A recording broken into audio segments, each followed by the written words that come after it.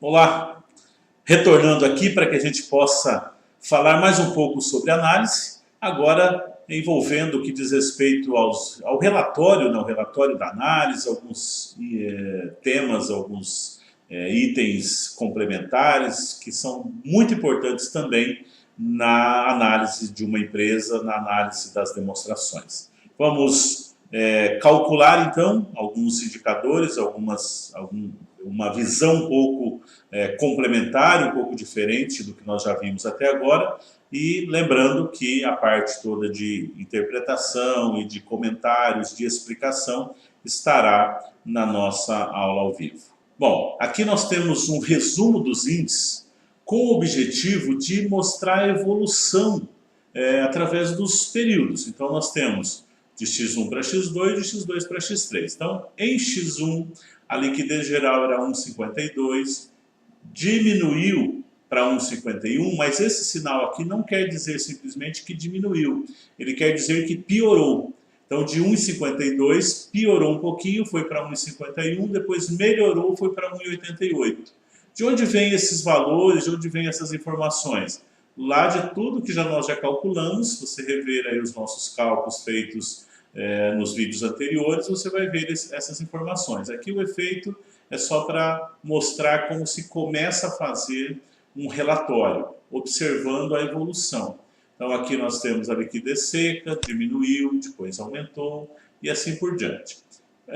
Um deles aqui, olha só, sinal negativo, de 26,63 para 27,11. Por quê? Porque endividamento geral, quanto menor, melhor. Então, se aumentou de 26 para 27, isso é negativo. Então, só para ressaltar que esse símbolo que eu utilizei aqui não quer dizer simplesmente, ou não equivale a dizer que diminuiu, e sim que piorou em relação ao exercício anterior. Aqui, mesma coisa, situação econômica, sempre analisando o resultado, né, o indicador de um ano perante o outro ano. Vamos acompanhar um pouquinho sobre o fator de solvabilidade de Candice. Como se constrói? Parece muito complicado, mas ele dá um pouquinho de trabalho, mas não é complicado. Por quê? Esse indicador, nós precisamos calcular, primeiro, que na fórmula do fator de solvabilidade, representa o x1, x2, x3, x4, x5. Então, primeiro, o que é o x1? É o lucro líquido dividido pelo patrimônio líquido. Então, nós temos, lá na demonstração, o valor do lucro líquido e o valor do patrimônio líquido. Então, este lucro líquido dividido pelo patrimônio líquido é igual a 0,18, esse número todo aqui. Na fórmula do fator de solvabilidade, está aqui, diz que nós precisamos pegar o x1, aquilo que nós encontramos, e aplicar um fator. Esse fator é de 0,05. Então, pegando o que encontramos com a divisão, multiplicamos por 0,05 e encontramos o nosso primeiro fator, que seria o nosso x1 completo, o x1 já aplicado o fator. Depois, o x2 é ativo circulante, está aqui, mais ativo realizável a longo prazo, está aqui, lembrando que é só o longo prazo, não é o não circulante, passivo circulante mais passivo não circulante. Então, fazendo essa divisão, nós encontramos 1,87, que seria o valor puro do x2. Aplicando o fator, onde está esse fator? Na fórmula, 1,65 x2. Então, x2 vezes 1,65 deu 3,09. Assim por diante, cada um deles. Ó, x3 é o ativo circulante menos os estoques, está aqui, dividido pelo passivo circulante. x4 é o ativo circulante dividido pelo passivo circulante, aplicando sempre o fator. E aí, então, para calcular, para chegarmos ao fator de solvabilidade aqui, aí vem a fórmula, temos que utilizar aqui o x1 é positivo, x2 também é positivo, soma, x3 também. Mas daí o x4 e o x5 diminuem.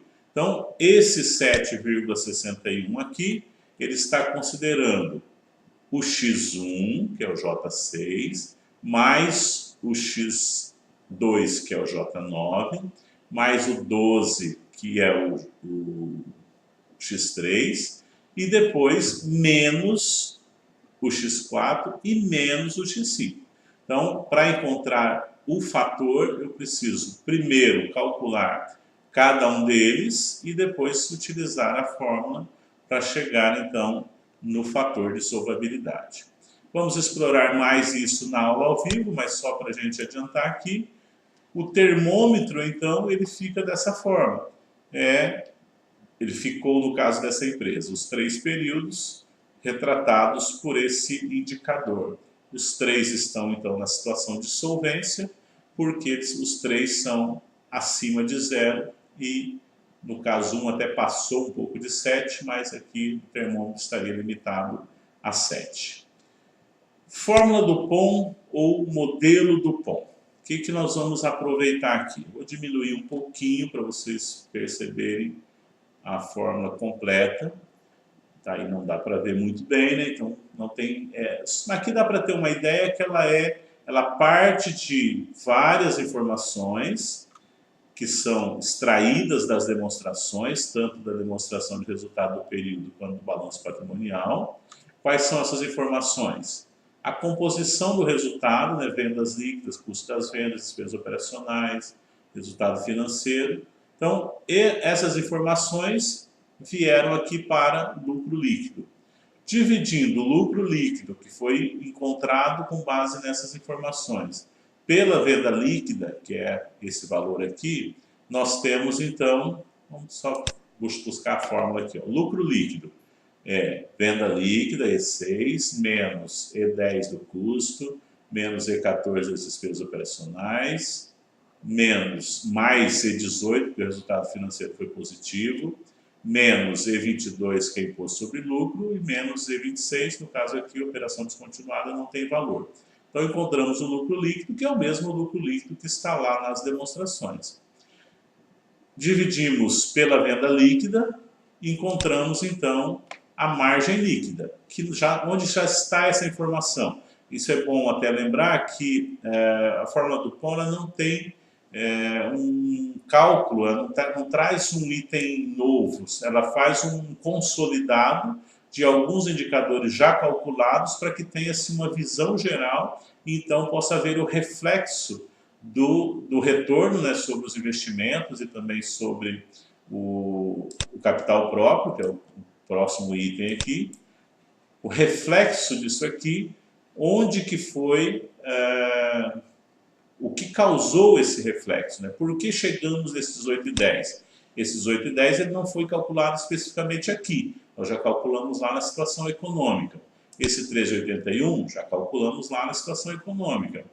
A margem líquida também. O giro do ativo também está lá no giro do ativo. Então, todos os itens já estão calculados e aqui faz-se, então, um apanhado geral para ter uma visão, né, para o analista, para o empresário, ter uma visão geral do que aconteceu para chegar lá no final na taxa de retorno sobre os recursos próprios, certo? Incluindo aqui, inclusive, a alavancagem dos recursos próprios que nós tratamos quando estávamos falando da situação patrimonial. Só para trazer a vocês, a gente vai explicar melhor isso aqui na aula ao vivo.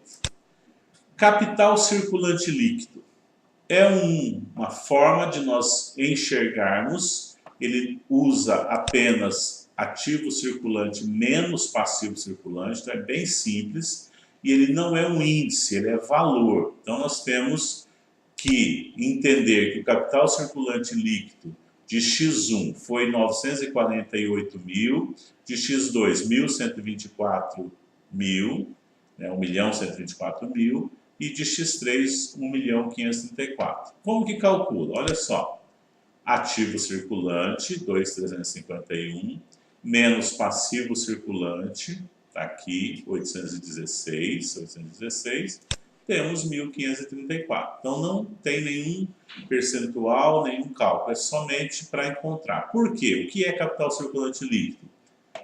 É aquilo que a empresa tem no curto prazo de ativos, menos o que ela tem que pagar no curto prazo. Então, se eu tenho em caixa e a receber 2.351.000 e no mesmo período, que é no curto prazo, eu tenho a pagar 816.941, então o meu capital, ou seja, o que está sobrando, meu capital líquido, é de 1.584, certo? Basicamente isso, não tem muita, é um dos índices, né? Na verdade não é um índice, né? Mas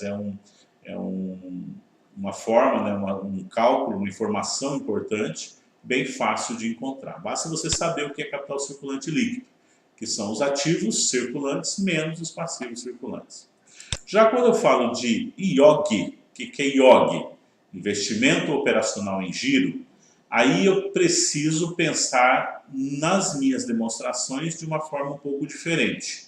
Você já leu lá no livro, claro, já observou isso, mas só para a gente rever. Olha, o ativo circulante que nós normalmente tratamos, aqui foi separado em ativo circulante financeiro ou errático e ativo circulante operacional ou cíclico. Não precisa gravar os dois nomes, você sabendo que um é financeiro e outro é operacional já está muito bom. Do que formou aqui o nosso ativo circulante financeiro? Aquilo que está em dinheiro, aquilo que representa dinheiro na empresa. Então é o nosso caixa e mais títulos. E o que é o ativo circulante operacional? Aquilo que depende da operação da empresa. Clientes, estoques, tributo a recuperar e alguns outros ativos. Então essa separação não é muito difícil. No ativo, então, basta você identificar no balanço o que é financeiro, né? O que está representando o recurso na empresa, recurso financeiro mesmo, em dinheiro. E no passivo, aí é a contrapartida. Por exemplo, o que é financeiro no passivo? É um empréstimo e financiamento. Por quê? Se eu pensar que esse empréstimo ele veio como forma de suprir uma necessidade de capital, ele não é referente à operação da empresa. Assim como as partes relacionadas, que é aquilo que foi obtido de empresas do grupo. Nesse caso aqui nós não temos nenhum valor. E o que é circulante operacional? Fornecedores, obviamente, que são as compras, obrigações sociais e trabalhistas, que é pelo trabalho das pessoas, de todos os colaboradores que gerou esse valor, obrigações fiscais, também decorrentes da operação da empresa. Então, separamos o passivo circulante em financeiro e operacional e o ativo circulante em financeiro e operacional. Nós precisamos dessa separação correta para calcular o investimento operacional em giro e também depois o saldo em tesouraria. Também não é um índice, é um valor, é apenas para nós encontrarmos qual é o valor do investimento operacional em giro. Alguns autores também chamam de necessidade de capital de giro, é a mesma coisa. Temos aqui então o ativo circulante operacional, 1.491, menos o passivo circulante operacional, 468.913. Então, o investimento operacional em giro é de 1.022.650. Só essa informação. Nós vamos explorar esse valor depois. O saldo em tesouraria também depende dessa reclassificação aqui do balanço, mas ele pega o outro efeito.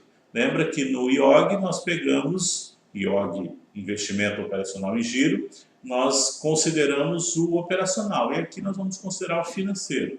Então temos aqui o ativo financeiro, circulante financeiro, menos o passivo circulante financeiro, 348.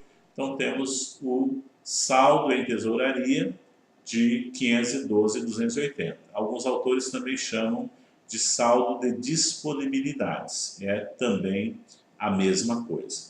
Esse, então, foi o nosso objetivo aqui, de tratar, visualizar um pouco mais detalhadamente como se calcula. E aí, então, ao vivo, nós vamos explorar, explicar e responder as suas perguntas do que ficou de dúvida sobre esse conteúdo. Certo? Obrigado pela sua participação.